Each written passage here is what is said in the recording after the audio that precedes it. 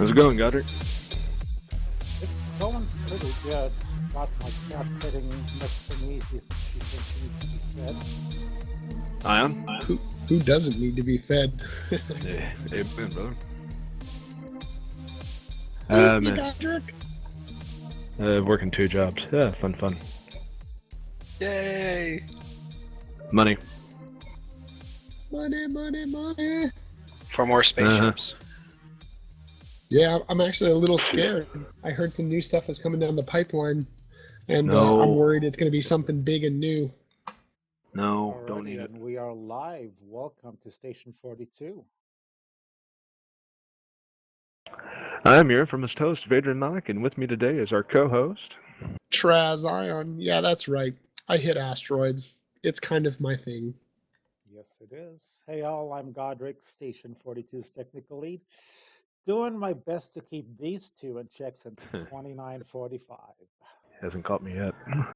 Right. Today's show is brought to you in part by The Nav Beast, a synthetic animal companion with the function that you need for everyday life in the verse. NavCat will serve as your living journal, personal assistant, and mapping coordinator. Not a cat person? Then try the Data Lab Labrador Retriever model. He's just the canine companion that you need and includes the sniffer software for detecting minerals and radiation free of charge. And for you UEE military personnel out there, be on the lookout for the mil-spec Dobermax for that close military support that you need. Coming standard with Kruger armaments. For when you're forever alone in the verse, the Nav Beast will be there to keep you company. Additionally, our broadcast is supported in part by the StarCitizen Facebook community, also known as Ready Player One, the StarCitizen subreddit, Twitch, and Twitter, and of course, the amazing people at CIG who keep our community thriving. If you're a backer, or about to be, or know of a gerbil in Wisconsin that would like to be, then we are here for you. So dig in, because we're about to bring it to you raw here at Station 42. That includes creative support and tactical nukes by a certain Mr. Irv Nation. I know that guy. Sort of. Today, I'd like to introduce our special guest, Briguy, a fellow Star Citizen, killing it all the way up from North Virginia. Hey guys, glad to be here. Hey, Excellent. glad to have you. CIG has been hosting ship-specific, yes, I said that right, discussion threads to garner feedback for developer consideration and rebalance. Have you guys been reading up on any of that? What do you guys look forward to on the rebalance?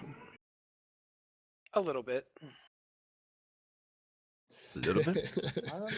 Well, I read the 300i or the 300 series. I read the document on that, and the community requests for that ship were pretty interesting. I thought that they covered a lot of really good points, but they also pretty much asked for everything under the sun.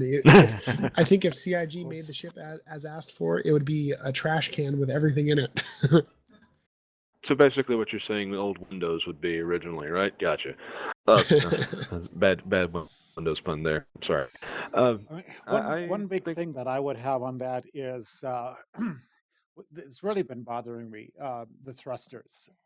Thrusters, in my opinion, lose boost or fuel or whatever you call it way too fast. I mean, it's almost to the even if I have just stock outfit on my Hornet or 350R or whatever, um, and I'm just pewing normally, it runs out of thruster power so fast. Um, Hmm. your ship is just potatoing around, completely defenseless. So I really hope I Huh. don't miss that.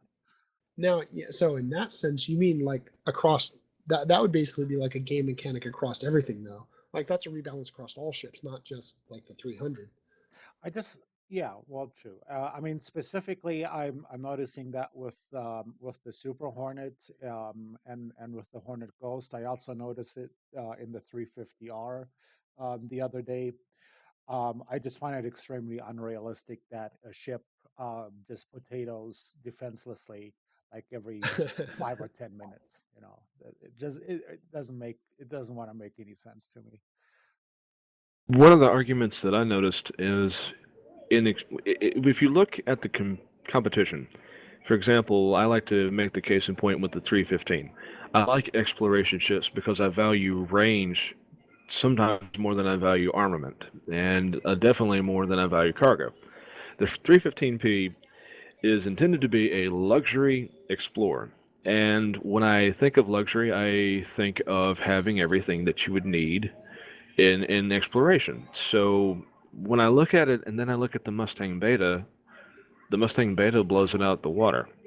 This is, Yeah, so that's I'm a I'm that's a strapped to a seat, but the Beta has a TV, it has a microwave, it has I mean, all these little extra bells and frills and whistles, even though it might not have performance or it might not have, the best weapon systems, I honestly think that the beta offers more to a person that's just wanting to solo explore.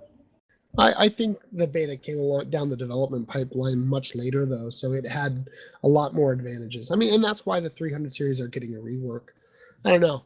Briguy, how about you? Do you own any of the 300 series or have any comments on its redesign?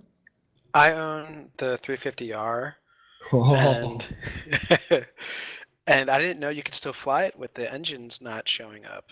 Awesome. Oh yeah. That's got to save on your fuel mileage. Yes, are indeed. they're really? I thought that was a bug because I had played around with my power plant. I didn't realize that that's actually still a thing. Wow.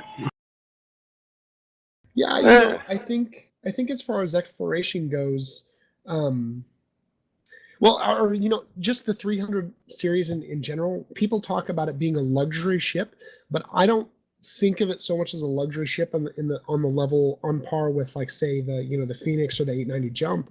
I think of it more as like if you're buying a car, every day of the week, you have your Mustangs and your whatever your Camaros out there that are they're kind of sporty and they're kind of you're definitely paying that premium to have that sports car, but they're by no way, shape, or means the Hmm. Lamborghini or the Lotus. It's a whole But the different kind of ballpark. but the 890 Jump is the Bugatti of the spaceships. It is the Yeah, ship that you want. And that's so the Bugatti would not, luxury yacht. but they would not put Bugatti's stamp on a, two-door sedan. They wouldn't put it on a family vehicle is what I'm trying to say. They wouldn't put it on a economy model. And so there's a huge gap between what the 890 is intended to be and that it should be that the 300 series should reflect in some aesthetics, at the very least, what the 890 offers. If even if it's just a martini glass sitting inside of a cup holder or something, I'm not recommending flying drunk, but it should be that you know Ferrari wouldn't do that, Bugatti wouldn't do that. They want to stand for excellence, and so Orion is intended to be the brand of excellence. You And mean but Origin?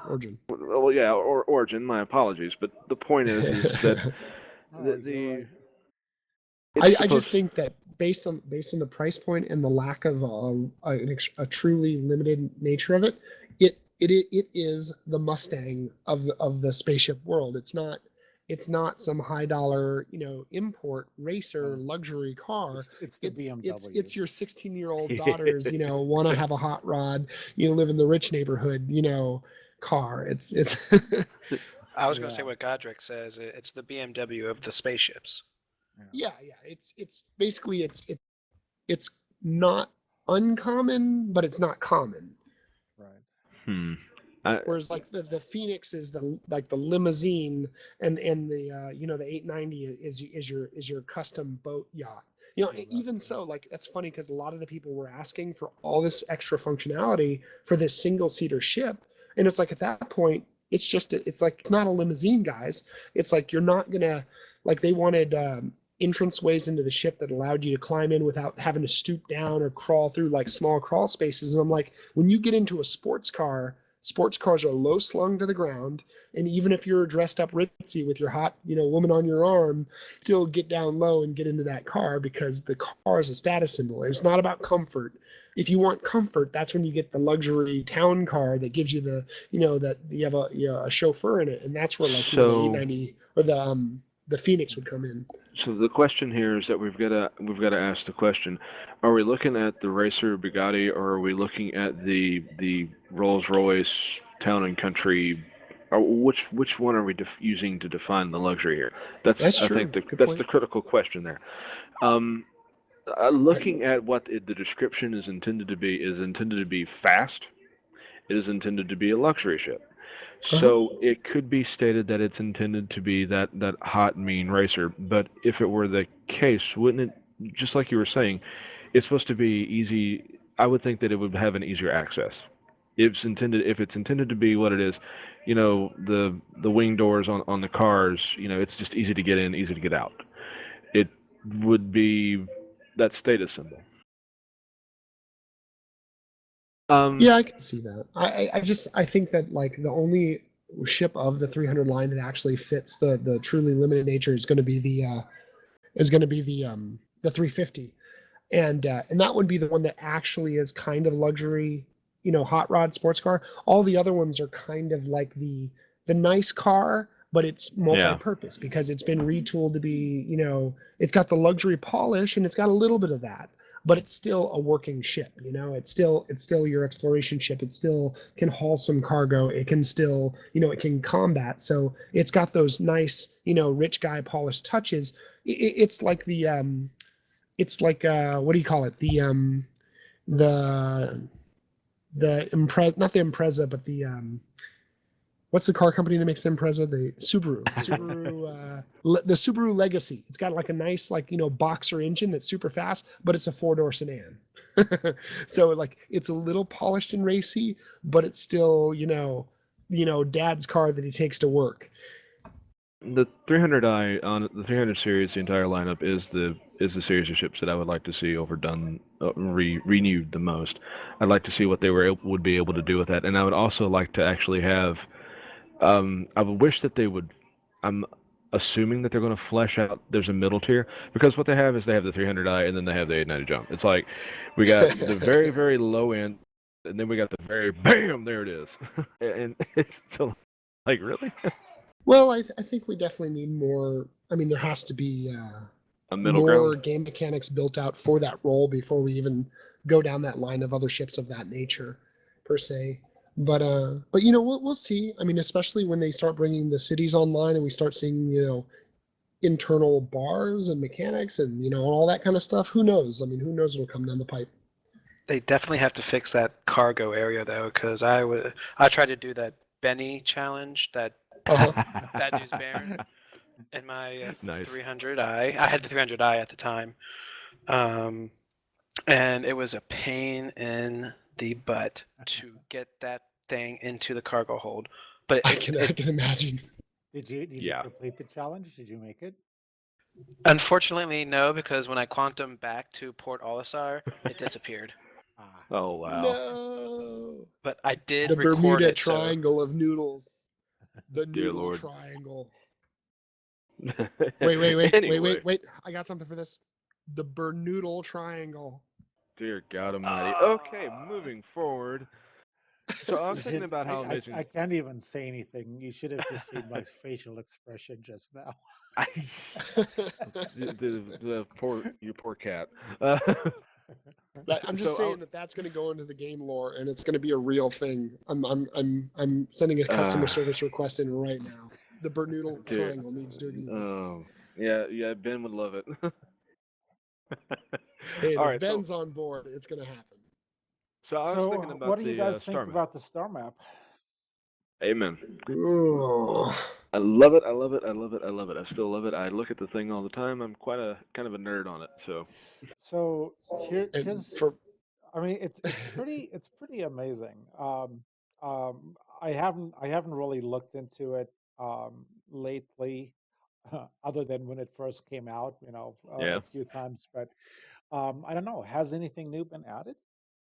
They did definitely add more stuff, but it's a slow cooker though.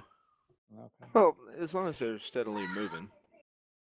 I mean, and for my part, I would say that just like Vadron, I love it.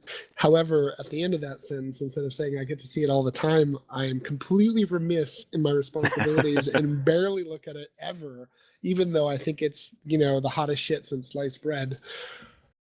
I was stunned to find out that there's a black hole on it. Yeah, I read that article. I loved it. don't know. That's, I don't know. the I mean, it's cool and everything, but as much as I hate comparing games, and as I I did play Elite Dangerous for I gave it a try, 40 hours. center. Long story short, it's not really I my thought I knew style you, game. It's man. not really my style game, but they did get several things right. And one of the things they got spot on, and it's going to be really hard to best that, is the star map. I mean, Nice. holy shit. The first time I played ED and I went into the star map, I almost had an orgasm. Seriously, Okay. I mean, that's how awesome considering it is. considering you had ED, Okay. that's hard to believe. But Wow. I but think the team Elites. TMI meter just blew up right now. I do Anyway. have no, to and say, I can see that. Oh. I mean, there's a lot of things about Elite Dangerous that I find appealing. That even though a lot of people talked bad about it, I was really interested in it. I think the ultimate thing that finally tore down my interest in spending money on it is I just I just can't abide the flight mechanics. And I mean, it's really tempting just as a kind of a an explorer game, and you grind up, and it's very hands off and gives you a lot of freedom to just kind of figure it out. I'm okay with all of that. I don't need my handheld through gameplay and all of that good stuff. I'm all right with that. I don't mind that steeper learning curve, but I just don't. I'm a space sim gamer, not an airplane gamer, and so I just don't like the pitch and pull to turn. Right. I Well, mean, going back to the star a map. lot of people have been saying, have comparing it to Euro Truck Simulator in space, which Oh I boy. find very apt. But um, back back back to the star map, that is one of the things I think they really got right, and I really hope that CIG is um, gonna What is the take a viability? slice from that. What is the I'll viability? have to YouTube Are that because I want to see it are now. orgs going to use that? oh, Are I know, orgs going to use it for routes? my org kind of uses it to strategize and see what systems go where and the fast exits. Excellent. And That's good, man. Because that was like one of the next questions. I'm hoping to hear that other people out there are actually using the tools that we have because I think the star map is amazing. Anyway, all right. So I was looking around on some of the forums in some of the areas, and I've seen some pretty heated discussions going on regarding to the age-old argument that PvP is a deal breaker, Oh, and or no PvP is a deal breaker over the Ready Player One group. What's your opinions in regards to the pros and cons of PvP in Star Citizen? Should it be yes, no, maybe so, great? Should it be completely quashed? I mean, I'm of the opinion myself that it's going to breed economy. It's going to give players a reason to go out and protect their friends. There's going to be a lot of times where the PvE players are going to be saved by their PvP buddies. if I can just say that in terms of griefing, I know we haven't gotten to that part yet. It's there are things that you can do to prevent that, especially since CIG is going to start putting those people who do that into their own separate instance. But I just want to say that griefing is a very gray area, and a pirate can be called a griefer, and so on and so forth. sure. Yeah, it Yeah. definitely can happen that way. I'm of the argument that griefing lightly, and I understand nobody wants to be the victim of it. I understand that completely wholeheartedly. But some of my best friends that I've made in video games were from where I responded to a griefer or somebody had helped me from that same potential person. And so some of those, even though it is a really detracting moment from the gameplay, and if nobody is there to help and address it, it can really lead to some negative aspects. And I don't want to play that game anymore. It sucks, things like that. At the same time, it can also be the opportunity for another player to be a hero in the eyes of their co-players. It Oh, can of course. actually make a bonding moment. It definitely can be. I mean, first of all, go ahead, First of all, on that debate, you really have to kind of define, first of all, what constitutes griefing. What is a griefer? A pirate obviously is not a Nope. griefer. He may cause grief, but he's not a griefer. So I mean, what is a griefer, first of all? Basically, a guy that just keeps on, like, he's not really destroying your aurora, but he has you spinning in it constantly, over and over and over in his own amusement, and he just watches you as you spin towards a planet without any kind of control because you shot out your thrusters. That would be an example of a griever. He's not letting you die, and he's really not giving you any ability. He takes away the ability for you to control your character. Right, and that's kind of a good I think good that covers lead-in. I some mean, aspects of it. a griefer to me is somebody that is not really playing the game as it is Certainly. intended. In a nutshell, he's just out there to be a douchebag. And giving and doing doing the exploits and just essentially not playing the game as it's really supposed to be played. There's a brief difference. It really does come down to context. I think actions that are within the context of the universe should be okay. Actions that are in the context of playing outside of the game mechanics specifically, and it depends on the motivations. That has a lot to do with it too. And it sucks because it's kind of a gray area. And there are people that are harder core, I guess you might say, or more thick-skinned, I should say. And then you have people that are not quite to that degree. And when they mix and match, you can have one person saying the other's a griefer, and the other person's like, "This is just a tough, this is just a tough lesson that you're gonna have to learn," and and it'll be hard reconciling those definitions across the broad spectrum that is the player base, but. Yeah. You're right. Right. It is a huge gray area. Can the debate ever be resolved? Is there any kind of resolution that you guys can see going forward to this? This is an age-old argument. The people that want PvP want it, and they want it in an open world environment. And the PvE people want CIG to basically open up a special server just for them. Short answer, ultimately, no. I mean, it can't ever be ultimately resolved. But I do think that we're going to see discussions being more narrowed down um, along the road down the road once CIG begins implementing anti-griefing mechanics. So no, it's never going to be resolved for good, but it is going to lessen and it's going to narrow down. Especially for the extreme, the polars. What about trolls? How do you distinguish a troll from a griefer? I mean, to me, it's kind of the same thing. A troll would be the kind of person in my mind that would just fill up the comms chat with useless prattle, garbage, whatever, just to be a tool at a distance. A troll doesn't want to actually be caught in his endeavor. A griefer would be the person that kills you at spawn camp constantly over and over and over and over and over again. I disagree with trolls tend to be a matter of words and using the power of words to cause someone to get angry, whereas a griefer is going to do it via action. Well, and a fiscal loss to you. I mean, a troll, if you ignore, you can go on your way, and the trick to defeating a troll is ignoring it. Defeating a griefer generally requires force, or game mechanics that will punish them enough that they change their behaviors. Yeah, that's true.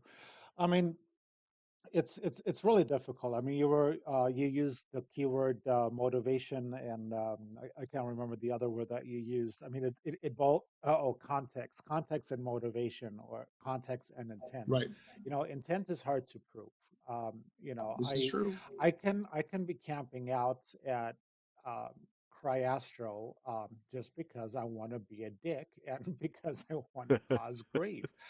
But then on the flip side, hey, if I'm a legitimate pirate, I'm going to want to minimize the risk to my ship and my life by taking as little risk as possible. Why would I not hide and camp out somewhere? Like yellow. To get my my reward. Right. And I see people saying, hey, there is no griefing currently because you're not losing anything. My counter argument to that is well, neither are you gaining anything. So don't tell me you're role playing a pirate if you're not, because you're not actually Well, gaining well, anything. right. I mean, you can gain experience. Like, I mean, if you go hunting people and you Yeah. initiate combat and they fight back, then you're learning something. Right, and Now, vice of course, versa. if you're just there to blow them up and gain nothing, then I'd never do that. it's a fair argument. And But vice versa, if I'm a casual backer that's just popping in to check things out, and yeah, it can be really, really discouraging. I lose time. I lose time and motivation because Right, right. some guy keeps shooting me down, so. I'll try Yeah, not to. I'll try not to and shoot at you as that much. is rough. See, and that's the thing is like I love PvP, but I don't like to initiate combat unless it makes sense in the context of the verse. But I have self control. Just because I'm bored doesn't mean I'm going to open fire on somebody just because. I mean, unless it's part of the role or part of the whatever. And and right now there is a lot of room to just play around. There is no cost, there is no consequence. So you kind of have to go into it with a little bit of an open mind and a little bit of a thick skin and not get your panties in a twist. But on the flip side of that, I also absolutely respect the fact that if you're brand new to the game and you jump into the universe for the first time to check it out and you're just getting face wrecked by one dude who's camping out Port Olisar and just, that's what he's doing over and over and over again, that shit gets old quick. So I got this wonderful method. Wonderful method that solves so many disputes. If you're curious about PvP, here's what you do. You find the biggest size forward cannon that you can fit on the smallest ship possible, and you plink them one time. And if they still have a thruster left to turn around and shoot back at you, then they like PvP. And if they want to keep on struggling and running, then leave them be. It really honestly is that simple, though. You just, you graze a person with a few bullets, and some people will be more aggressive and say, let's go. And so all of a sudden you've got a PvP match. Other people will respond with trying to run. And so you get your answer right there. If a person's trying to run, just leave them be. Just right. That's the thing though, is even from there, you're working from the standpoint of a normal person, trying to feel them out. And that's called gamer culture. And that does work and it can exist. The only problem is you want the ability for that to exist to be reinforced with in-game mechanics that support it, and you want in-game mechanics that empower players to police their own. I have some examples from other games where I think are relevant to the Star Citizen community, but most Star Citizens are more familiar with the Eve model, and the Eve model is just one perspective. And the good thing is the Star Citizen is not going to be Eve because they're absolutely intended not to be. The bad news is Eve is the largest space sim game that can compare. So everybody draws their example of what they expect and their fears and their motivations, whether they're a griefer and they're coming from Eve and they're like, yeah, I'm gonna fuck people up here, pardon my language, or they're like, oh my god, I don't want anything to do with PvP because I had a bad experience with Eve and I've heard about how terrible it is. And it's funny, like part of the reason I will debate with people on this is because I was very avidly anti-PvP. I don't know if any of you guys ever played Diablo 1. Diablo 1? Oh, Diablo 1? yes, I have.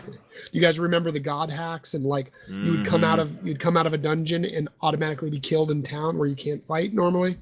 Right. Oh yeah. Yeah, dude. I played a character that like made it up into the high 30s, which for Diablo 1 was a big deal.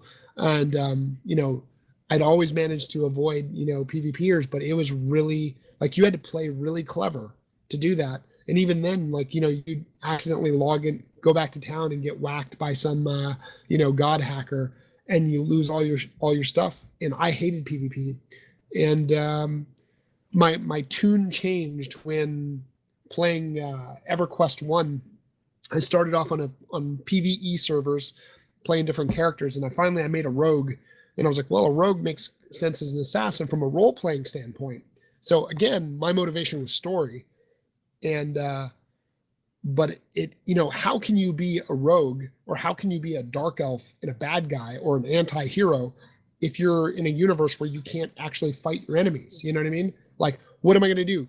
Walk up to that guy playing a high elf and flip him the bird as an emote, and that's going to be our fight? Like, come on.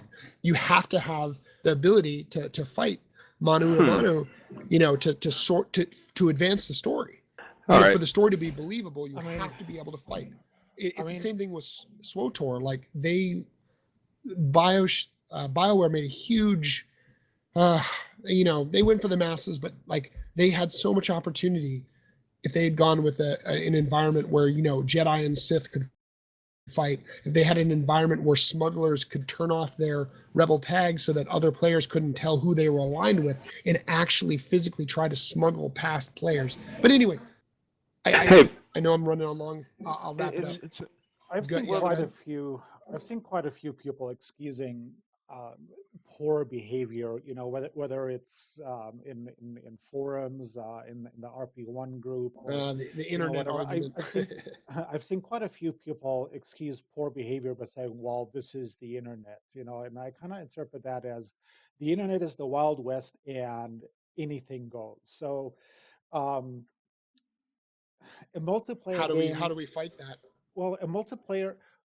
I'll actually say something to that in a second here. I mean, but a multiplayer game is part of that Wild West internet mentality. So people, people shed their usual inhibitions when they're behind that wall of relative anonymity. Right. When there's no consequence, and no consequences. And the most interesting thing that came out of the PvP EverQuest server that I ended up growing up on, and what changed my mind about PvP altogether, was the fact that you would have griefers, but they would only make it for like maybe the first 20 levels, because systematically they were hunted down by guilds. You would have guilds that were arch enemies that would fight all the time over things, but we all fought by a code. Not some knight's code or anything else, but it was understood, because the consequence for dying was so bad. Like, when you died, everything that you were wearing,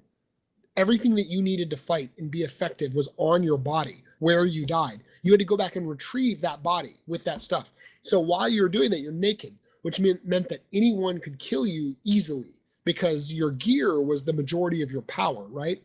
And what it meant was that if somebody killed you in PvP, you were allowed to come and get your body, but you had to leave the zone. Basically, you were evicted from your old hunting grounds by the victor. Now, if you talk smack, or if you attack them, they were going to kill you over and over and over again, and you could call that griefing, but basically that was punishment for breaking the code. And on the flip side, if you killed somebody and didn't let them get their body, they would literally talk to your guild, your organization, and people would get kicked out of guilds for being douches. You basically, it was a player enforced, like, kind of code of conduct. And it took 6 months to a year for that to evolve, to come about. So initially the game is going to be crazy, but I think that we will settle things over time.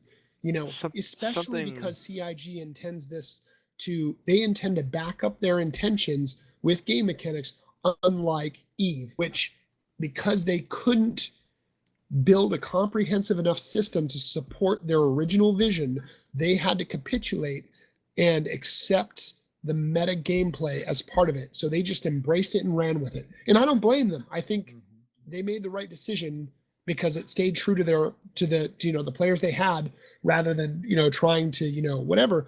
But CIG is starting with more resources, more wisdom from the get-go. I have faith that we can do this. I believe it's possible. Really fast question for Briguy. Can you? I want to know your thoughts on this. Do you think it should be allowable that bounties should be that a pirate should be able to capture bounties? For example, say that a pirate is he's got a little bit of a bounty, but he actually is able to turn in a bounty to a bounty hunter, and he reaps a little bit of profit. That would mitigate a lot of PvP friction, I would think, because eventually if a person's tally of bounty gets so high, eventually the pirates would look at him and say, hey, he's worth a lot. We should catch him. Why are we chasing a cargo truck when this guy's right here? Personally, I think that's probably more of a double-edged sword. Absolutely. Simply because, one, the pirate would be known as a narc, and the other side of the coin is that, well, first, will they be turning in bounties to the bounty hunters guild, or possibly, or maybe the UEE, or maybe the pirates have their own faction, their own representation of a bounty guild, or maybe they have an assassination squad. There's two different ways to look at this. If the heat gets too hot for the pirates will either A, turn them in, or B, kill them. And under those contexts, then yeah, sure, a pirate should be able to turn in bounties, or at least, lack of a better term, snitch. I think that an interesting game mechanic there would be to support the idea that pod killing, or the equivalent of it's called okaying or KOing, basically when you're killing them out of cockpit. That's basically super frowned upon in lore. So even pirates that would be are a criminal upon act. That would be a criminal act much higher up on the scale of in-game punishment compared to say, just killing their ship, destruction of property, pirating, or stealing goods, or smuggling. And then on the same scale, you take the scale of punishments and you have it go from an in-game, in-context kind of thing, and you escalate those things to where when people get into griefing, which maybe killing somebody outside of their cockpit might be considered, if it happens once, you might get a pass, you might get a penalty, but if it happens more than once, you start seeing negative ramifications that are almost account wide, to the point where basically if you accidentally killed your third person, you're going to get a temporary account ban. And I'm not really in the favor of banning. I would just say throw them in an in-game cell. And unlike most criminals who go to a prison planet, who have the opportunity to interact with other inmates and go through a quest series to work their way out of that predicament, so it wastes a little bit of their time. But hell, it could be just like Skyrim or some of the old Elder Scrolls games where you needed to be arrested in order to join the Thieves Guild. So whereas normal criminals that are criminals in the context of the game's intentions, they will have the ability to have a good time even while they're in prison. Whereas, if you're flagged as a griefer or an activity that's considered so not okay that it's questionable, you might be sitting in a lockdown cell looking out a window watching everybody pass by, and every character on your account is technically frozen while your timer cools down. Basically, you create a system where it unrewards, griefer style gameplay enough that it reconditions the culture, so that even if you want to log on to be a dick, you're going to be like, you know what, I can go do that in Counter-Strike. When I come to play Star Citizen, I'm not going to do that because they take away my whole account. It's all about creating not putting rails on the system so much that you have a no fire zone, but instead making sure that there are consequences that escalate with behavior and shape behavior for the future. So Brian, with some of the possibilities that you got, go ahead. If I may, before we finish beating a dead horse, I just want to ask a quick question. What you guys think of the power and involvement of the Judicator Council that we got? Yeah. What? The stretch goal that we covered a ways back basically made for a paid position in CIG to act as an adjudicator for players in the verse. I believe their intention was to handle things like large-scale corporate theft, the kinds of betrayals on par with the Eve, corporation destruction from inside and so on and so forth. I don't even remember. Is that correct? It's there, and it's basically if you have a problem that normal game mechanics could not resolve, it would call in and say, hey, I have this issue. Will you check it out? And I would think there would be more than just one paid position, because if there's anything Star Citizen has taught me, is that people are very, very, very passionate about their positions. Yeah, I definitely, I I compare the adjudicator counts, or whatever they call it, to being probably the most absolute power. What they decide sticks. Kind of like how the Supreme Court of the United States is the buck stops here. What they decide, it's done. Yeah, I mean, I think that'll be good for some extreme cases. I mean, you don't want to put in a system of flagging people or reporting them as griefers necessarily, because that could be abused as well, and it can also create a lot of tickets and so on and so forth.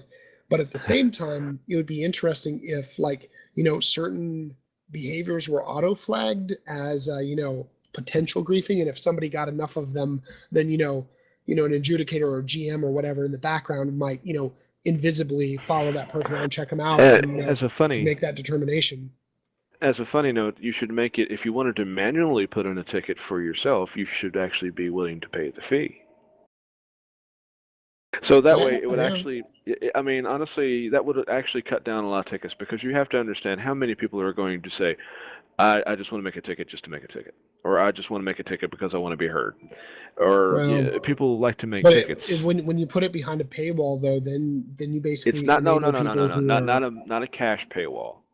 No. I don't mean cash. I mean in-game cash. I mean, if you have to pay an in-game UEC to file the ticket, you're still creating a in-game paywall that rewards players that have been around longer and have built more resources up, so much so that you could have mass ticket. But you did say, though, that there would be certain activities that could auto flag. So you'd have an auto flag system on the things that would be, that would be attention getting, and then you would have a nominal. I'm not talking about like I'm not talking sell your Hornet and put in a ticket. I'm talking more along the lines of sell your pistol and put in a ticket. Just as a thing, just as a slight detriment, because I used to work at a bar, and the cover charge is typically used to pay people of the bar, but also you don't want to have people going to the bar that have no money. True. And so it basically cuts out all the riffraff, and it cuts out all the people that don't really want to be. They just want to be there just so that they can be there, and that they don't do anything. How many people I have put in tickets that really just are customer concerns? They feel very, very strongly that their opinion needs to be heard, and so they let it be known. Well, if you put it behind that a very, very, very easy to reach paywall, then it still makes a person second guess whether or not they really want to waste the creds to do it. Right. No, it's a fair point of discussion, and it probably bears consideration. I mean, it's just hard. I mean, even any suggestion that we make, there's almost always a counter of why it will or will not be fully effective, or how it can be navigated around. At the end of the day, I don't think any game mechanics will ever save us from bad players. I think at the end of the day, it really comes down to players policing themselves and creating the kind of community that they want and then enforcing it. One of the strong points about when I played on the PvP team server for EverQuest was that all of the guilds maintain that, and if a player was a douchebag, not only would they get removed from their own org or their own guild, but orgs would communicate. Even guilds that were enemies, people had alts in everyone else's guild and whatever else. So words got around, and you'd have people getting run off the server because no one would let them into their guild. And at the high level of gameplay, you had to be in a guild to be effective. I mean, Star Citizen is supposed to be a game that you can play both in an org or solo. So obviously people will have the room to work outside of the system, but we're playing a game that's also supposed to be hardcore. It's supposed to be multi-crew driven, and it's supposed to have, an extreme death mechanic, which means that there's a lot of tools already that are aimed to be in place that will make, if enough people get pissed off at you because you're a douchebag, you're going to have a really hard time, I mean, maybe you can try to gather a bunch of douchebag friends around yourself, but if you think that'll save you from, concerted efforts to the contrary, I think it's going to be a bad day. Briguy, what kind of org are you looking for, man? I'm actually in several orgs right now. Wow. My primary org is Rogue Squadron. It was the first Rogue Squadron that was created back in October of 2012. Nice. It's pretty much a mercenary protection. If we're flying around in the verse and we see someone, attacking a traitor or pretty much griefing or ganking or whatever, we'll come in and to the rescue and help out. I'm also part of Test. Let's see, what else am I? A few of the kind of minor, like the DMV, which is District of Columbia, Maryland, and Virginia. Yeah. Chat roll vets, and I'm going to be participating in Operation Pitchfork. What kind of experience are you actually looking for in those groups, though? What really do you want to see from the orgs the most? The combat experience, camaraderie, good leadership. What's your most what's your biggest selling point? Honestly, kind of all of the above. I want to be able to play with a group of friends or a group of internet friends, and just be able to group of frenemies. I mean, there is that aspect too of doing some counterintelligence. Being able to go out on a long range recon mission and just observe until gather information until so that leads up into my primary org and go and attack. So that leads right up into the roles that you was wanting to do.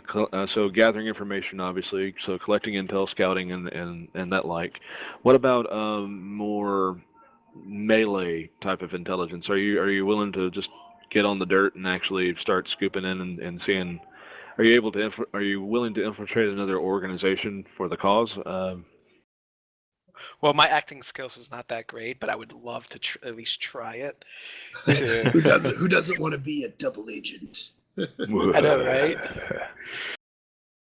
Yeah, I think for gameplay wise, what makes me the happiest, or what I've always liked, is the camaraderie of the idea of like mercenary organizations. Not even one organization, but just like if you're a mercenary and I'm a mercenary, then by default, all organizations that are truly mercenary are going to be neutral, and all of them are all going to be willing to work together as long as it suits them, and as long, you know what I mean? Like there's because they're not really directly competing against one another, because it all depends on the scale of the job. If it's a job for one mercenary, then all the mercenaries that want that job will be in competition until somebody gets it, and then then the competition ends until next time. And the same thing, like sometimes conglomerations of mercenaries will have to work together, so the job is bigger than any one mercenary, so of course you band together with your buddies, you do the job, and then you split up. I've always liked that idea. So what other games are your favorites? So you got any past experiences that you absolutely love? Oh, just give me a few. I guess I can go recently. I haven't really been playing Crusader that much, or 2.0, 2.1, whatever it is. I've been playing Assassin's Creed 4 Black Flag a lot, because I'm a big, huge Assassin's Creed fan.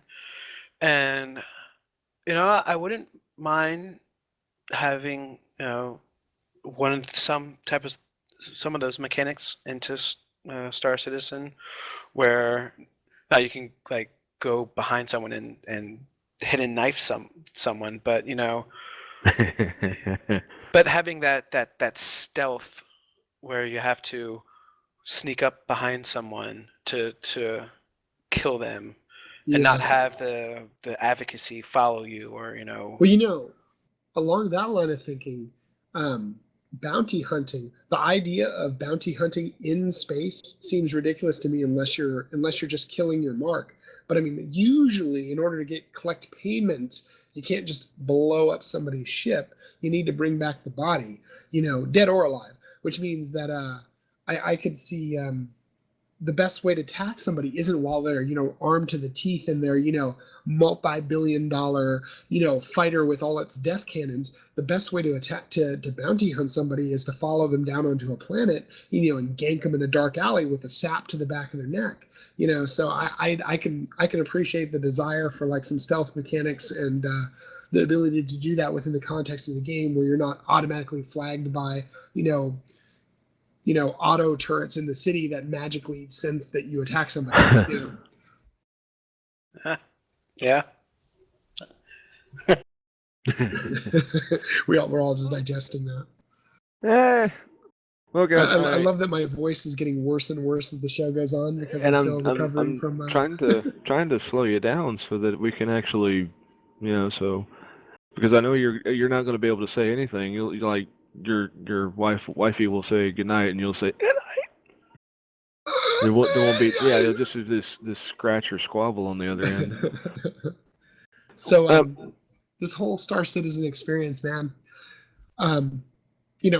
Is it more crazy or more amazing to you when it comes to like the real life side of things? How different is it to you, Brian or Briguy, to compared to like other games in your past? It is beyond anything that I could possibly imagine. Like being able, honestly, it's kind of sort of a second life in space, if you really want to boil it down to it. Yeah, no, absolutely. Like I've always made the joke. It's this is our second reality. It's very close to the. If you've ever read the Ready Player One book, it's the whole virtual reality. It's the first step in that direction. Any of your like real friends like close to home or family play? I got my brother into it. He got himself a package, and then I gave him one of my Aurora LN packages, Nice. which I think has LTI on it. Excellent. One of us. Good Lord. But I'm really kind of a down low kind of person. Like I will profess to anybody that has an ear how much I love Star Citizen, but I will only get the people that I think will really enjoy it. I just don't want to be that annoying, marketeer. So, got any planned upgrades? Any hardware pieces? New solid state drive? I already have an SSD. I have a 980, not the TI, but I'm boding my time until Pascal comes out. Okay. And then I'm probably just gonna redo the whole thing. I got a pretty beast system though. Yeah, if you've already got a good system, I would hold out as long as possible to upgrade. I had to upgrade a couple of months ago, and that was just because of a fluke failure on one of my fans, and in the process of troubleshooting it out, I'd already rebuilt the whole new system, so I was like, fuck it, I'll just keep it. But anyways. What kind of criticisms have you met? What kind of criticisms have you met from family or friends who aren't into gaming? Has anybody given you any kind of flack for buying up digital goods? Well, not many people know that I do that, and I have spent my fair share. I think on one of the threads in the face group, it was a little bit south of 10,000. Yee. So, okay. But that's also starting from October 2012. So I mean, it's been. To say I feel better now. Wow! No kidding, man. You're like at the wing commander level. Then, holy crap! Almost. That's a hell of a fair share. What I'm that, so not doing my part. Did you more of a did you buy everything like individual ships, or did you do any of the big put them together packages? I did a couple of I did one of the put together package. It was actually really recently. I did the Armada pack because I already had the Idris. yeah, that was the big thing, and I had to melt a lot of my ships, and I'm slowly buying them back again. I only have like 2 more packages left before I have my fleet Nice. Which is so nice. I mean, I pretty much have every ship except for, let's see, the Saber? lower ensigns. I have the Saber, I have the Vanguard, I have the 890 Jump, the Idris, Carrick, I have a Reclaimer. Oh, that's going to be so much fun. Oh, man. Why do I want to pick up garbage in space? Why is that cool? It's the breaking down that's cool. Yes, yes. It's that free alien laser that I never thought I would find. Oh, I definitely have that. The Endeavor. I have the hospital variant, but I also got all the little add-ons. So Nice. I'm probably going to swap everything out, put the science stuff on, and do a lot of the science stuff because that's just awesome. I can't believe that they're going to implement stuff like that. All right, guys. I think we're getting close to the end of the show. Are you ready for that 5 for the player? Say no. Say no. No. Yeah, sure. Go right ahead. About to say wrong answer. No. All right. So keyboard and mouse or HOTAS? HOTAS, definitely. Favorite flyable ship? Oh, this is a toughie. If I can split them up, single seater, definitely the Gladius. Love it. Maybe the Saber when it comes out. If you had to throw them all away, which one would you keep, basically? Banning Merchantman. All right. Ooh, good choice. Ballistic or energy weapons, maybe something special. You know, I like the energy weapons because I like being able to have a constant rate of fire and not have to worry about ammo. Craziest thing that you plan to pull off, shenanigans that you plan to pull off at game launch. I'm going to join Test and probably fly my Idris into the sun. I figured, no, get it right. Your Aurora will blot out the sun. Oh, me and Captain Richard will share duties with the Idris. Oh, okay, fair enough. Well, those are some wonderful, epic answers. Thank you for coming on to Station 42. It was my pleasure. Really enjoyed it. Yeah, glad you could make it, man. Hopefully I can come back. Hey. Oh, yeah. Yeah, man, it was good having you on, and yeah, I mean, there's never enough time to ask all the questions or have all the conversations, but we try. This time really particularly. Indeed. All right, well, to all of our listeners, new and old alike, thank you for spending your listening time with us. If you liked our show, be sure to like and subscribe. Feedback is always appreciated. And don't forget, if you like the intro and outro music of today's episode, that is free for the public. Be sure to check out the links in the YouTube show notes. Excellent stuff, man. I definitely recommend it, man. Vadron's stuff is great. Check out his music and the show notes. Yep. Thanks, everyone. We will see you next week. All right, Godric, give us that funky outro beat. All 3, right, here 2, we go. 1. Flipping of the table. Ah!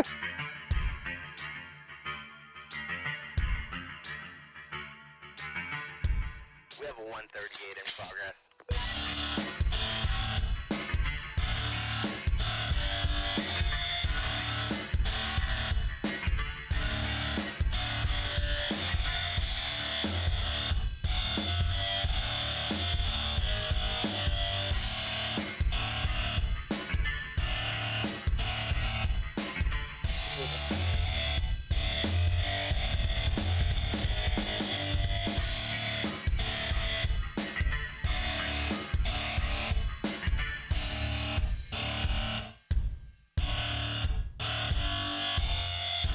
This is a dangerous groups that we're dealing with now.